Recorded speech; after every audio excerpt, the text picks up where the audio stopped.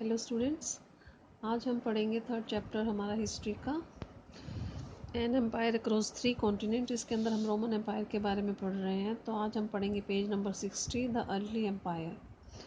तो अब इसके अंदर स्टार्टिंग में अगर हम पैराग्राफ पढ़ते हैं तो क्या बताया गया, the Roman empire can broadly be divided into 2 phases. 2 phases के अंदर जो रोमन एम्पायर था उसे डिवाइड किया गया था। पहला फेज था अर्ली और लेट, ठीक है, जिसको कि 3rd सेंचुरी से जो है हिस्टोरियंस ने जो है इसको डिवाइड किया था। अगर सिंपल सी लैंग्वेज में मैंने अंडरलाइन यहाँ पे किया हुआ, इसको समझ लो। The whole period down to the main part of the 3rd century can be called the early empire। अब जो 3rd सेंचुरी है ना, उससे मान लो उससे जो पहले का जो समय था ना वो था अर्ली एम्पायर, और जो 3rd सेंचुरी के बाद का समय था उसे क्या कहा गया है, लेट एम्पायर। तो यही बात इस पैराग्राफ के अंदर सिंपल सी बात बताने की कोशिश की गई है। अब second paragraph, the major difference between the two super power and their respective empire was that the Roman Empire was culturally much more diverse than that of Iran। अब जो मुख्य जो डिफरेंस था इन सुपर पावर्स का, दो की बात करें, रोम का और ईरान का, तो क्या बात किया जा रहा है यहाँ पर कि जो रोम था वो कल्चरली बहुत ही ज़्यादा डाइवर्स था, किसके मुकाबले, ईरान के मुकाबले। अब ईरान के अंदर तो क्या थे, the Parthians and the later Sasanian dynasty that ruled Iran in this period. जो पर्थियंस से ससानियंस थे, इन्होंने इस समय ईरान पर रूल किया। जो बहुत ज़्यादा पॉपुलेशन थी, ईरानियंस भी उन पर रूल किया। The Roman empire was contrast was a mosaic of territories and culture that were chiefly bound together by a common system of government। अब जो रोमन जो टेरिटरी थी क्या थी, मोज़ेक ऑफ टेरिटरी, मतलब बहुत ही ज़्यादा टेरिटरी विशाल थी, अलग डिफरेंट टाइप का पैटर्न की थी, कल्चर डिफरेंट था टोटली सबका, और कॉमन, लेकिन क्या था, कॉमन सिस्टम था गवर्नमेंट का। गवर्नमेंट सेम थी, टेरिटरी जितनी मर्जी डिफरेंट हो, जितना डिफरेंट टाइप के लोग रहते हो, लेकिन गवर्नमेंट क्या थी, एक थी। Many languages were spoken in the empire. बहुत सारी जो लैंग्वेजेस थी वो बोली जाती थी इस एम्पायर के अंदर।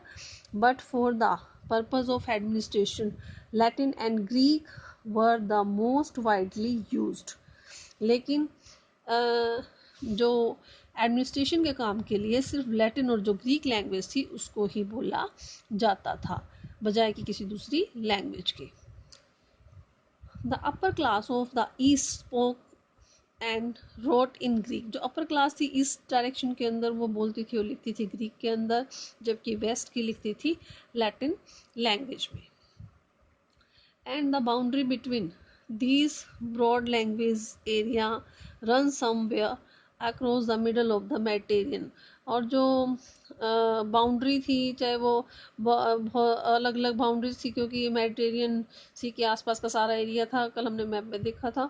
तो यहाँ पर क्या थी, बहुत अलग अलग लैंग्वेजेस बोली जाती थी। यहाँ पे एग्जांपल भी दिया गया, जैसे अफ्रीकन प्रोविंसेस जो है टेरिपोलिटेनिया, यहाँ पर लैटिन लैंग्वेज बोली जाती थी, और साइरेनिका में ग्रीक लैंग्वेज बोली जाती थी। All those who lived in the empire were subject of a single ruler।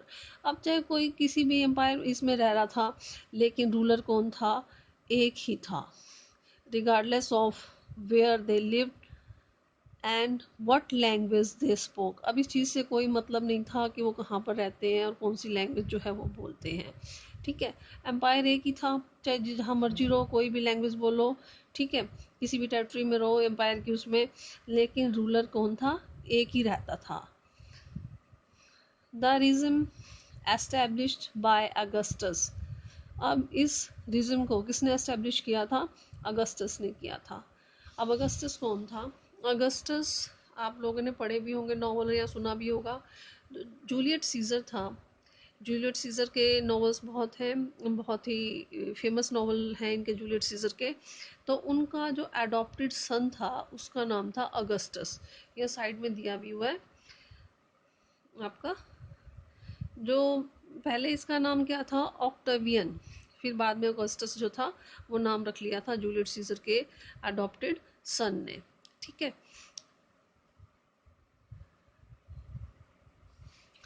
ये जो रिजिम था उसे अगस्टस ने एस्टेब्लिश किया था। जो फर्स्ट एम्पर था in 27 BCE was called the principate. उन्होंने मतलब कि इसे प्रिंसिपेट का नाम दिया था।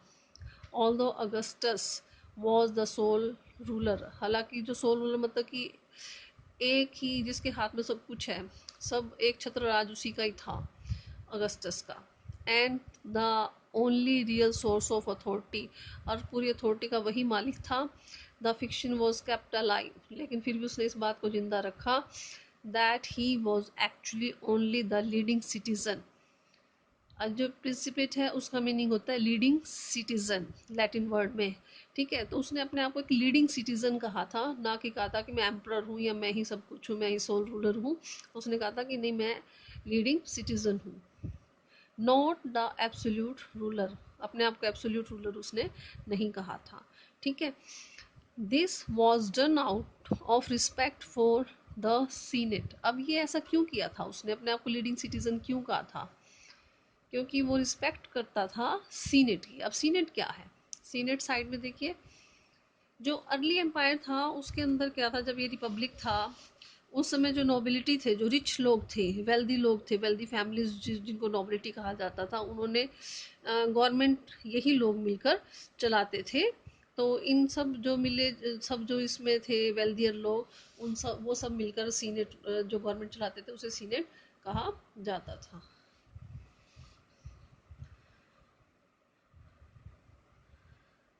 अब कौन सी senate? The body which had control Rome earlier, जिसने जो रोम को पहले कंट्रोल किया किया था, जिनके अंडर कंट्रोल में था रोम पहले।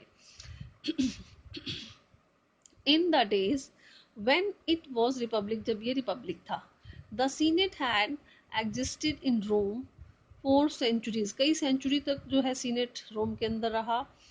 and had been the and remained a body representing the aristocracy। इसके अंदर कौन कौन लोग होते थे? एरिस्टोक्रेसी, जो अमीर लोग होते थे, जो कि वेल्दियर फैमिलीज होती थी रोम की। बाद में इसके अंदर जो इटालियन डिसेंट से, जो कि इसमें कौन कौन इंक्लूड होते थे, जो कि मेन अमीर लैंड ओनर्स होते थे, उनको भी ऐड कर लिया गया था सीनेट के अंदर ही। Most of the Roman histories that survive in Greek and Latin were written by people। अब जो रोमन हिस्ट्रीज थी, ज़्यादा जो ग्रीक और लैटिन में जो लिखी गई थी, वो किन के द्वारा लिखी गई थी? उन लोगों के द्वारा फ्रॉम अ सीनेटोरियल बैकग्राउंड, जो सीनेटोरियल बैकग्राउंड के थे, मतलब जो सीनेट के लोग थे ना, उन्हीं लोगों के द्वारा ज़्यादातर जो हिस्ट्री है रोम की वो लिखी गई है। From these it is clear. अब ऐसा, अब देखो, अब इन्होंने इतिहास लिखना भी को क्या अच्छा है, क्या बुरा है, क्या हो रहा है, तो इससे क्या क्लियर है? That emperor was judged by how they behave toward the senate. अब ये लोग क्या करते हैं, देखो, अब लिखना इतिहास इन्होंने सब हिस्ट्रीज इनके द्वारा लिखी जाने, लैटिन में या ग्रीक में। तो अब ये कैसे रूलर को जज करते थे कि जो रूलर है उसका व्यवहार सीनेट के प्रति कैसा है? अगर अच्छा व्यवहार करेगा तो अच्छा रूलर है, अगर बुरा व्यवहार करेगा तो वो रूलर खराब है। The worst emperor was those. अब बुरा एम्परर कौन होता था? Who were hostile to the senatorial class, behaving with suspicion और ब्रूटली एंड वायलेंस, जो हिंसा करता था, बहुत ही ज़्यादा ब्रूटल होता था, उसे बुरा व्यवहार करता था सीनेट के साथ, सीनेटोरियल क्लास के साथ, तो वो सबसे बुरा राजा होता था। Many senators yearn to go back to the days of republic। बहुत सारे जो सीनेटर्स थे, सीनेट ग्रुप के जो लोग थे, वो चाहते थे कि दोबारा से वही रिपब्लिक वाले जो दिन हैं वो आ जाएं, but most must have realise that this was impossible. लेकिन ज़्यादातर को पता था कि ये बात क्या है, इम्पॉसिबल है, कि रिपब्लिक अब नहीं आएगा। Next to the emperor and the senate. अब देखो, एम्परर के बारे में हमें पता चल गया कौन था, अगस्टस था। ठीक है, और सीनेट के बारे में हमें पता चल गया कौन थे, वेल्दियस पीपल थे, जिन्होंने कि रोम पर पहले रिपब्लिक जब रोम था तो उस पर जब गवर्नमेंट अपनी बनाते थे। तो अब इसके अलावा तीसरी चीज़ क्या थी कि इंस्टीट्यूशंस क्या था इसका इंपीरियल रूल का, army. Unlike the army of its rival in the Persian Emperor, अब जो राइवल था पर्सियन एम्पायर जो था उसमें क्या था, which was the conscripted army. Conscripted army means जिसको कि ज़बरदस्ती से भर्ती कर लिया जाता है आर्मी में लोगों को, तो वो पर्सिया के अंदर ऐसी आर्मी थी। इसकी बजाय the Roman had a paid professional army. अब रोमन की क्या थी, पेड प्रोफेशनल आर्मी थी, वे पे भी करते थे उसको, और प्रोफेशनल आर्मी थी। Where soldiers had to put in a minimum of 25 years of service, जहाँ पे कि इनको जो सोल्जर्स थे इन्हें 25 ईयर्स की सर्विस जो देनी ही पड़ती थी। Indeed the existence of a paid army was a distinctive feature of the Roman empire. अभी जो पेड आर्मी थी ये बहुत ही महत्वपूर्ण फीचर थी रोमन आर्मी का, ठीक है। The army was the largest single organised body in the empire. बहुत ही ऑर्गेनाइज बॉडी थी एम्पायर के, लगभग 6 लाख के आसपास जो है 4th सेंचुरी के अंदर रोम की आर्मी थी। And it certainly had the power to determine the fate of the empire। अब देखो आर्मी अगर स्ट्रॉन्ग हुई तो उससे उसी से ही फैसला होता है भाग्य का राजा के। अगर आर्मी स्ट्रॉन्ग होगी तो राजा भी स्ट्रॉन्ग होगा, ठीक है। The soldiers would constantly agitate for better wages. अब ये जो सोल्जर्स होते थे लगातार एजिटेट करते रहते थे, आंदोलन वगैरह करते रहते थे कि उनको और ज़्यादा सर्विस दी जाए और सर्विस कंडीशन जो है उनकी अच्छी हो। दीज एजिटेशंस ऑफन, अब ये जो एजिटेशंस करते थे उससे क्या होता था, ज़्यादातर took the form of mutinies, मतलब विद्रोह वगैरह छोटे मोटे होते रहते थे। If the soldiers felt let down by their generals of even the emperor, जब भी उनको ये लगता था ना कि भी हमें तो हमारी पोजीशन से कमज़ोर किया जा रहा है या हमारे कोई परवाह नहीं की जा रही है, तो वो थोड़े बहुत आंदोलन जो थे वो करते रहते थे। अब यहाँ पर एक बात और इन्होंने कही है, again our picture of Roman army depend largely on the way they were portrayed by the historian with senatorial sympathies। अब ये जो पिक्चर हमारे सामने इस आर्मी की आ रही है, अभी रोमन आर्मी ऐसी होती थी, ये जो पिक्चर आ रही है ये किसके द्वारा लिखी गई है, कौन से हिस्टोरियंस थे वो, जो कि सेनेटोरियल सिंपथी रखते थे, ठीक है। लेकिन हमें यही बात सच माननी है कि इन्होंने क्या कहा है, जो बुक में लिखा है उसको ही हम सही कहेंगे, असली क्या है नहीं पता। इन्होंने जो सिंपथी इन्होंने रखी हुई थी इन हिस्टोरियन से जो लिखा है वही सही है। The senate hated and feared the army.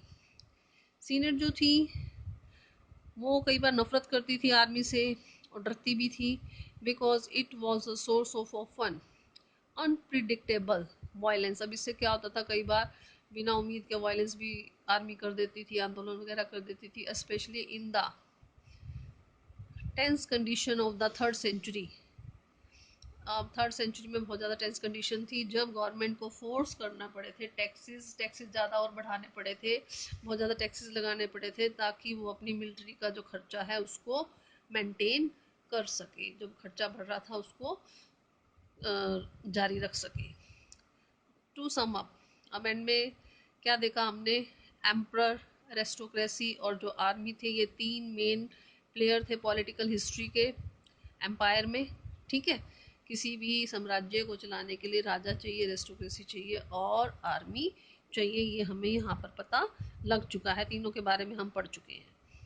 The success of the individual emperor depend on the control of the army. अब कोई भी राजा कितना सक्सेसफुल है तो वो उसी से पता चलता है कि उसका अपनी आर्मी पे कंट्रोल कितना है।